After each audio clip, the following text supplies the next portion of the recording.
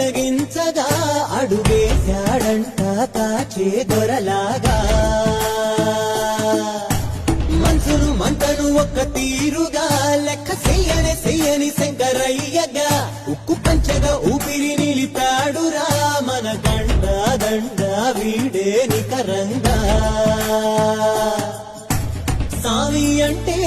హామీ తనై ఉంటాడురా చివరంట లోకాలనే లేటాడు నీకు సాయం కాకపోడు